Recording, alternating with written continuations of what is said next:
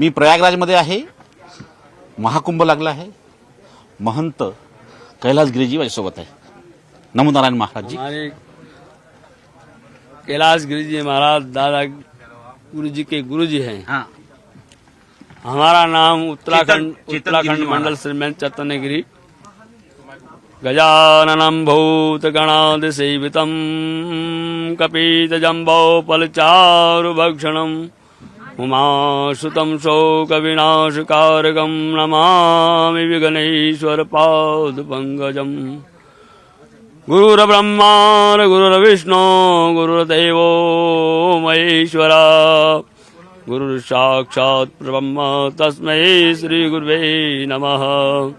दानमूलं गुरुर्मूर्ति पूजामूलं गुरुपदम् मंत्रमूलं गुरुर्वाक्ये मोक्षमूलं गुरुकृपा.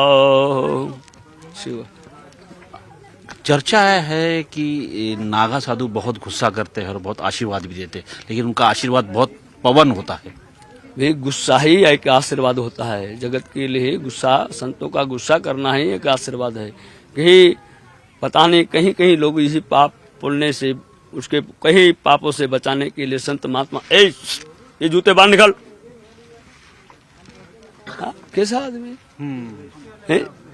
ये पाप पुण्य को काटने के लिए संत महात्मा गुस्सा करते हैं. क्या अभी देखो ये चप्पल पहन के आए, सबने चप्पल जूते वहां खोल रखे. तो ये भाव यही सी के लिए वो संत महात्मा उसको फटकार लगा देते हैं, दौड़ा देते हैं कि तुम भाग जाओ, दूर हो जाओ. कि ये भाव होते हैं और कुछ बात नहीं. ऐसा नागा साधु वस्त्र धारण करते नहीं और पूरी भुआ जो है जिस तरह से सफेद सफेद पूरा ये लगाते हैं. बहुत ही है ये आदि लगाते हैं. ये बहुत ही भगवान शंकर का दिया हुआ वस्त्र है. नागा लोग वस्त्र पहनते हैं, जैसे आप लोग ये पेंट शर्ट पहनते हैं, उसी प्रकार नागा सन्यासी इसका वस्त्र दान करते हैं. वस्त्र दान कर दिए, इसी बात में भभूति लगाते हैं. हाँ, ये वस्त्र है. ये आपका वस्त्र है. हाँ, इस वस्त्र से ठंड वगैरह नहीं लगती है. इससे ठंड नहीं लगता है. नारायण. और गर्मी भी नहीं लगती है. गर्मी ठंड सर्दी गर्मी बरसात सबको बचाता है. बरसात में नहीं निकल सकते इसको लेके. हाँ. कल 4 महीना ही हम लोग बाहर घूम सकते हैं. 8 महीना. तो बरसात के अंदर का तो एक जगह ही बैठ के चतुर्मास करना होता है. चातुर्मास करते हैं और तपस्या करते हैं. हाँ जी, हाँ जी. आपने पूरे शरीर पे देखे तो पूरे जिस तरह से पूरी माला ये धारण की है, इसका क्या उद्देश्य है? ये उपदेश यही है कि जगत का कल्याण के लिए कि कहीं प्रकार के है.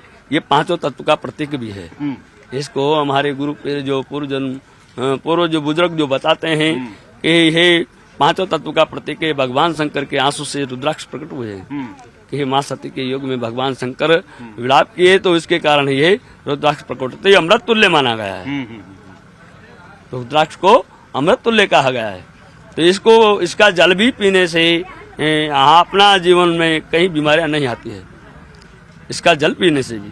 अभी 14 तारीख को शाही स्नान होने वाला है. सबसे पहले जो जाने का अधिकार है वो नागा साधु को मिलता है.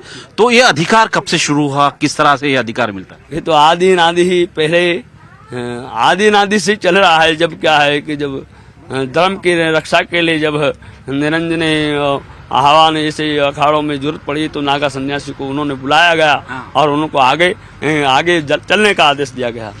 नमः पार्वती पते हर हनुमान. और देखा है कि नागा साधु शस्त्र भी बड़े धारण करते. हमने देखा है आपके बाजू में जैसे महाराज चेतन गिरिजी महाराज, आपके बाजू में तलवार है, त्रिशूल है, बाहरा है, त्रिशूल है. सब शस्त्र रहते हैं. धर्म क्यों कहा जाता है? क्योंकि धर्म की रक्षा के लिए कि अपने स्वयं के धर्म रक्ष तो रक्ष दे. अपना हम हमारी रक्षा करते हुए जगत की रक्षा करना है. धर्म हर जीव की रक्षा करना है. हम लोग जीव चराचर संभाव संप्रति सभी की रक्षा करने के लिए हम सन्यासी का जो हमारे लिए नहीं, ये जगत के लिए सबके लिए आदेश बनता है कि सबको अपनी रक्षा करते हुए जगत की भी रक्षा करना चाहिए.